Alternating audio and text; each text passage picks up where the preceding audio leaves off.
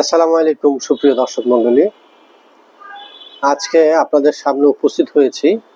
শুরুতেই একজন ইংরেজ পণ্ডিতের একটি বাক্য দিয়ে আজকের আলোচনাটা শুরু করতে চাই। তিনি বলেছিলেন এরকম, public favour is fickle but the justice of God is reliable. অর্থাৎ জনগণের সিদ্ধান্ত পরিবর্তনশীল, কিন্তু আল্লাহর বিচার নির্ভরযোগ্য। আবার বলছি, public favour is fickle but the justice of God is reliable. জনগণের সমর্থন পরিবর্তনশীল, কিন্তু আল্লাহর বিচার নির্ভরযোগ্য। অর্থাৎ জনগণের সমর্থন আপনার জন্য সর্বৈব কিছু নয়। আজকে যে জনগণ আপনাকে ফুলের মালা দিয়ে বরণ করেছে, কালকে জুতার মালা পরিয়ে দেবে। ইতিহাসের এই অধ্যায়টাকে আমরা অস্বীকার করতে পারি না, কিন্তু আমরা ভুলে যাই। প্রিয় দর্শক মন্ডলী, আমার আলোচনাটাকে একটু ধৈর্য ধরে শুনবেন এবং যদি ভালো লাগে আমার চ্যানেলটি সাবস্ক্রাইব, লাইক, কমেন্ট এবং শেয়ারের মাধ্যমে আমাকে অনুপ্রাণিত করবেন। আজকের মূল আলোচনার বিষয়টি হচ্ছে ভারতবর্ষ নিয়ে একটু আলোচনা করতে চাচ্ছি। আপনারা জানেন, গত বেশ কিছুদিন যাবৎ ককরোচ জনতা পার্টি বা সিজেপি ভারতের মানুষের অধিকার প্রতিষ্ঠার জন্য, মানুষের সার্বিক সমস্ত কিছু মিলে তারা একটা আন্দোলন করছে। বিশেষ করে পরীক্ষার প্রশ্নপত্র ফাঁস ইত্যাদি বিভিন্ন। ভারতবর্ষ তো আসলে এখন সর্বোচ্চ রকমের একটা অসহিষ্ণু এবং বিভাজিত সমাজ ব্যবস্থার পূর্ণাঙ্গ রূপ লাভ করেছে। এখানেও আমরা দেখতে পাই জনগণের সমর্থন। বিজেপি গত এক যুগের মতো ওয়ান আফটার অ্যানাদার, একের পর এক ক্ষমতাসীন হচ্ছে, কিন্তু আজকের ভারতবর্ষে যা হচ্ছে, যে আন্দোলন হচ্ছে, এবং ভারতবর্ষের সবচেয়ে স্বনাম ধন্য যেই সমাজকর্মী সোনাম ওয়াংচুক প্রায় মৃত্যু পথযাত্রী, গত দুদিনের আন্দোলনের সর্বোচ্চ পর্যায়ে আজকে কংগ্রেস নেতা রাহুল গান্ধী, সোনিয়া গান্ধী, সমাজবাদী পার্টির নেতা সহ অনেকে গ্রেপ্তার হয়েছেন এবং ভারতবর্ষ উত্তাল হয়ে উঠছে। আমরা যদি জুলাই 36 অর্থাৎ 2024 সালকে অনুসরণ করি বা স্মরণ করি, বাংলাদেশের মানুষ এখন 2024-এ অনুষ্ঠিত যে জুলাই রক্তস্নাত জুলাইকে বর্তমান এই সময়ে স্মরণ করছে বিভিন্ন সভা সমাবেশ সিম্পোজিয়ামের মাধ্যমে। ঠিক সেই মুহূর্তেই, সেই জুলাইতেই ভারতবর্ষের জনগণ এইভাবে ক্ষেপে উঠেছে, কারণ সংখ্যাগরিষ্ঠতার দম্ভে দম্ভিত হয়ে বিজেপি যা ইচ্ছে তাই করছে। ভারতবর্ষের হাজার বছরের যে ইতিহাস, সেটাকে ম্লান করে দিতে চাচ্ছে। বহুজাতিক সমাজ ব্যবস্থায় বহু ধর্মের বহু বর্ণের ভারতবর্ষকে জাস্ট স্রেফ হিন্দুত্ববাদী ভারতে পরিণত করতে চাচ্ছে। মুসলমানদের হাজার বছরের ইতিহাস ঐতিহ্যকে ধ্বংস করে দিতে চাচ্ছে। সেখানে সংখ্যা লঘুরা মানেই নিরাপত্তাহীনতায় ভুগছে। গত কিছুদিন আগে দেখলাম পশ্চিমবঙ্গে খ্রিস্টানদের একটি চার্চকে কিভাবে ভেঙে ছারখার করে ফেলছে। আর মসজিদের কথা তো বলে শেষই করা যাবে না।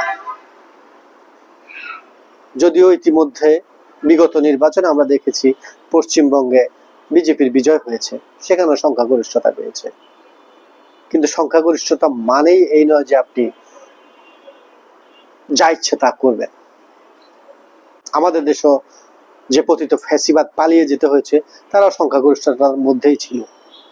তবে নির্বাচনী প্রক্রিয়ায় ভারতবর্ষের সাথে বাংলাদেশের সেই সময় তফাৎটা একেবারেই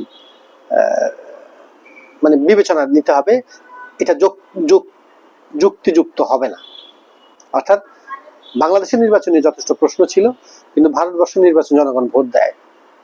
কিন্তু বিগত পশ্চিমবঙ্গের নির্বাচনে নিয়ে ভারতের যথেষ্ট বিতর্কের অবকাশ রয়েছে।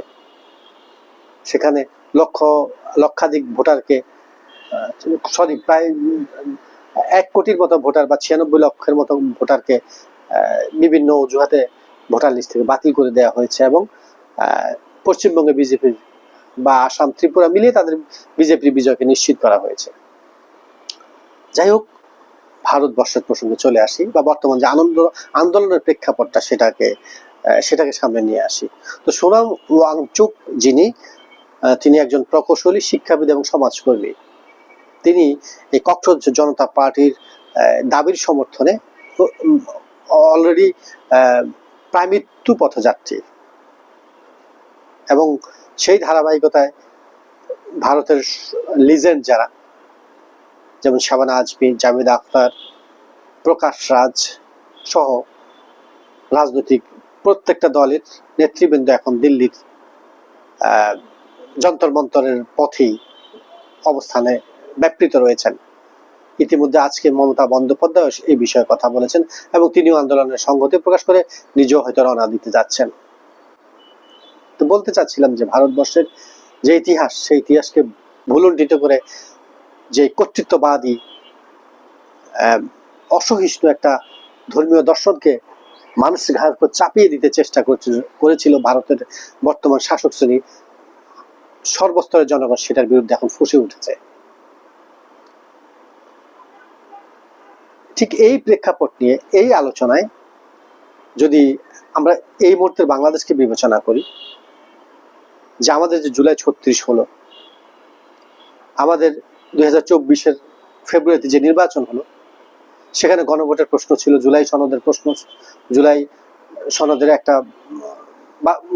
প্রশ্ন আছে, প্রশ্ন বলতে রিয়েলিটি আছে, যেটা জনগণ 71% ভোট দেওয়ার মাধ্যমে সেটাকে সফল করেছে। গণভোট হয়েছে, সরকারকে বিজিত যেভাবে করেছে সেভাবে মানুষ গণভোটের উপরে ভোট দিয়েছে।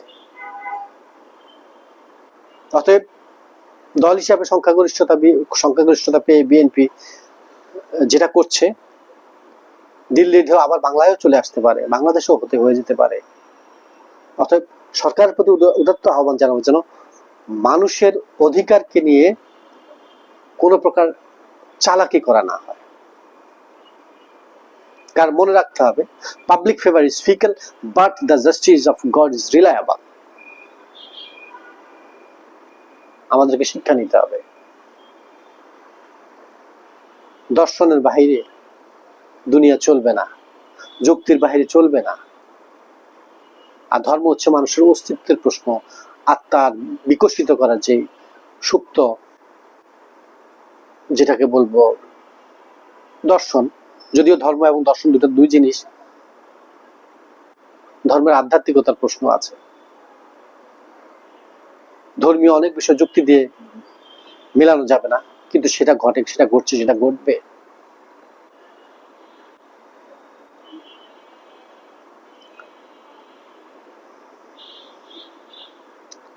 প্রিয় দর্শক মন্ডলী, সবচেয়ে সেন্সিটিভ একটা আলোচনা, দিল্লিতে একজন হিন্দু সনাতনী বোন বলছিলেন যে ভারতবর্ষের বিচার ব্যবস্থা নাম দেখে করা হচ্ছে। সেখানে যে খান, মোহাম্মদ ইত্যাদি থাকে, সেটার বিচার একরকম হবে, শর্মা, বন্দ্যোপাধ্যায় বা ইত্যাদি থাকলে আরেক রকমের হবে।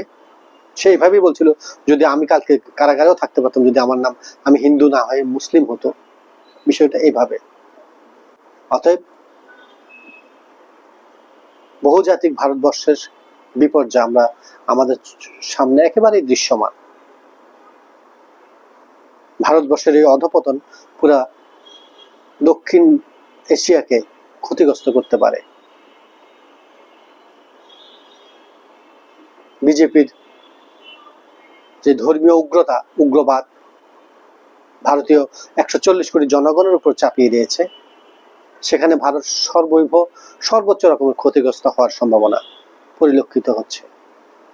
আজকে নরেন্দ্র মোদী বা অমিত শাহরা ছাত্র জনতাকে ডাকছে যে আসুক, তোমাদের সাথে কথা বলবো। ঠিক আমাদের সেই জুলাই অভ্যুত্থান অনুষ্ঠিত হওয়ার ফাইনাল হওয়ার 1 সপ্তাহ 10 দিন আগে যেভাবে আমাদের তৎকালীন প্রধানমন্ত্রী বলেছিলেন, আসো তোমাদের সাথে কথা বলবো। এর আগে কিন্তু বলেছিলেন রাজাকার বাচ্চারা চাকরি পাবে, মুক্তিযোদ্ধারা এই করবে সেই করবে ইত্যাদি বিভিন্নভাবে বলেছিলেন। ঠিক একই চরিত্র, একই বিষয় আমরা লক্ষ্য করছি আজকে ভারতবর্ষ ঘটছে। তো এই আঙ্গিকে বর্তমান বাংলাদেশ সরকারকে অনুরোধ করব, জুলাই 36 পরবর্তী বাংলাদেশের মানুষের মননে বিশ্বাসে যেই একটা স্পিরিট রয়েছে, ফ্যাসিবাদের বিরুদ্ধে, অন্যায় দুর্নীতির বিরুদ্ধে, জুলুমের বিরুদ্ধে, রাজনীতির নামে ভণ্ডামিতার বিরুদ্ধে, রাজনীতির নামে রণনীতির বিরুদ্ধে, এইটা সরকার যেন ওন করে। মানুষের অধিকার প্রতিষ্ঠিত করতে হবে, বিচার সঠিকভাবে হতে হবে। দলীয়করণ, আত্মীয়করণ, অযোগ্যকে রাষ্ট্রের বড় জায়গায় বসিয়ে দেয়া, এগুলো থেকে বর্তমান বাংলাদেশ যে সরকার পরিচালিত হচ্ছে তাদেরকে বিরত থাকতে হবে। বাংলাদেশের মানুষ কিন্তু জুলাই 36 পরে এখনো ঘরে ফিরে যায়নি। মানুষের মধ্যে শঙ্কা, সন্দেহ, অনিশ্চয়তা পরিপূর্ণভাবে কাজ করছে। অভাব, দারিদ্রতায় মানুষ ক্লান্ত। মধ্যম শ্রেণীর মানুষের অবস্থা অত্যন্ত শোচনীয় বাংলাদেশের প্রেক্ষাপটে। রাষ্ট্রের আমরা যখন বিভিন্ন স্থানে চলাফেরা করি আমরা দেখি আইন শৃঙ্খলা ভুলুণ্ঠিত হচ্ছে, মানুষ আইন প্রয়োগকারী সংস্থার উপর আস্থা হারিয়ে ফেলছে, মানুষ আইন বিচার ইত্যাদি নিজেদের হাতে তুলে নিতে মানে অভ্যস্ত হয়ে যাচ্ছে। আমরা জুলাই 36 পূর্ববর্তী 17 বছরের রাষ্ট্রের মিথ্যাচার দেখেছি। সীমা লঙ্ঘনের সর্বোচ্চ স্তরগুলো আমরা লক্ষ্য করেছি। একই জিনিস এখন আর মানুষ বরদাস্ত করবে না, এটুকু বিশ্বাস করতে চাই। আজকে ভারতে যা ঘটছে, ভারতে প্রলয়ঙ্করী একটা পরিস্থিতির সৃষ্টি হবে এবং হতে বাধ্য। কারণ ভারতের সংস্কৃতিকে ধ্বংস করে দিয়েছে বর্তমান বিজেপি সরকার। জাতিতে জাতিতে বিভাজন তৈরি করেছে, সর্বস্তরে বৈষম্য, ভেরিয়েশন তৈরি করেছে। এত বড় ভারতবর্ষ এই ভার বইতে পারবে না। 140 কোটি মানুষের মধ্যে এত ডিভাইডেশন যেটা বর্তমান সরকার সৃষ্টি করেছে, এটাকে কন্টিনিউ করে ভারত কখনোই অখণ্ড ভারতবর্ষ থাকবে না। অর্থাৎ তারা যে পর্যায়ে আছে আর কি, অখণ্ড মধ্যে তারা অনেক কিছু মিল করে, বর্তমান যেটুকু ভারতবর্ষ আছে এটাও তারা রাখতে পারবে না। যাই হোক, ভারতের পরিস্থিতিকে মোকাবেলা করবে। ভারতের সর্বস্তরের মানুষ এখন ঐক্যবদ্ধ হয়ে এই ফ্যাসিস্ট, এই যেটা ধর্মীয় উগ্রবাদকে প্রতিষ্ঠা করেছে, হিন্দুত্ববাদকে জয় শ্রীরাম স্লোগান দিয়ে মানুষকে হত্যা করার যে রাজনীতি প্রতিষ্ঠিত করেছে, তার বিরুদ্ধে ভারতের 140 কোটি জনগণের ফুঁসে উঠছে এবং উঠতে বাধ্য। নরেন্দ্র মোদীর মসনদের তখ্তে তোস উড়ে যাবে, সেই সময় খুব কাছাকাছি।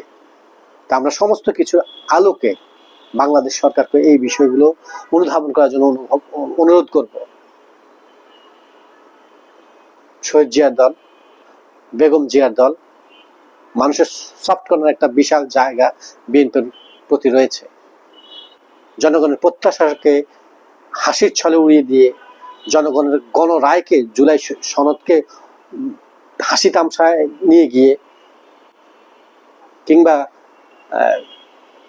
এককভাবে একক সংখ্যাগরিষ্ঠতার ভারে নিজেকে অনেক কিছু ভেবে ফেললে এটা মুহূর্তে বুমেরাং হয়ে যেতে পারে। আশা করি বাংলাদেশ সরকার সমস্ত কিছু অবজারভেশনের মধ্যে রেখে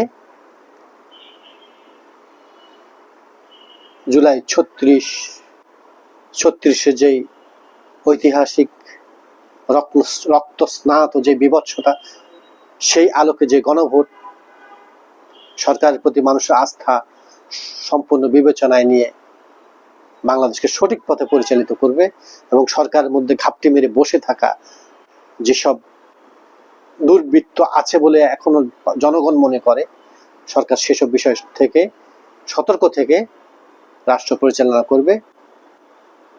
মানুষ সর্বাঙ্গীনভাবে প্রত্যাশা করে তারেক রহমানের নেতৃত্বে বাংলাদেশ এগিয়ে যাবে। কিন্তু মানুষ এটুকুও সংশয় করে যেন উনি সঠিকভাবে পরিচালনা করতে পারেন, এবং মানুষ মনে প্রাণ থেকে দোয়া করে আল্লাহ যেন ওনাকে হেফাজত করেন। কারণ ওনার চারপাশে যারা আছেন মানুষ ওদের অনেককে নিয়ে এই সংশয় প্রকাশ করে। কারণ সেই সময়ে জুলাই 36 পূর্ববর্তী 17 বছরের ইতিহাস এদেশের মানুষের মনে আছে। বেগম জিয়া কিভাবে ক্ষতিগ্রস্ত হয়েছিলেন, সেই বিএনপি এখনো আছে, সেই বিএনপি তখনও ছিল। সবাইকে শুভরাত্রি। আসসালামু আলাইকুম ওয়া রাহমাতুল্লাহ।